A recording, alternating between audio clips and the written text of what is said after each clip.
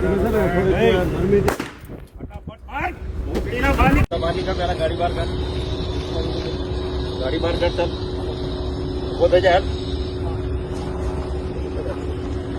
બરોબર વાત કર, ઉભો થઈ જાય, ગાડી લઈને બહાર ફટાફટ બહાર કાઢ, બહાર કાઢ મુન્ના, તને કઉ છું હે ને. તારે બેવાનું છે હારે, તું ફટાફટ બહાર નીકળી જા. હે મારી પરમિશન સિવાય તું ગુસ્સો કઈ રીતે?